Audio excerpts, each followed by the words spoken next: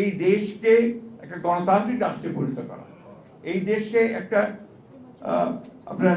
এই যে আমরা বলি যে বৈষম্য বিরোধী একটা অর্থনীতিতে পরিণত করা,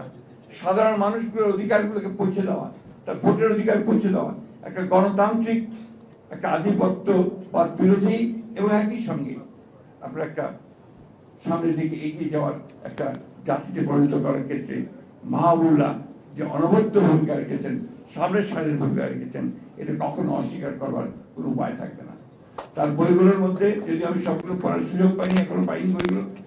যতগুলো পড়েছি সবখানে দেখেছি যে ওই একই সুর বেজে উঠেছে যে বাংলাদেশকে আমরা সত্যিকার অর্থে একটা গণতান্ত্রিক একটা আপনার এই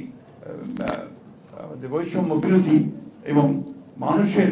স্বাধীনতা, বাংলাদেশের স্বাধীন বাংলাদেশের আমরা একটা চিত্র দেখতে চাই। 24 জুলাই আন্দোলনের মধ্য দিয়ে আমরা যে বিজয় অর্জন করেছি,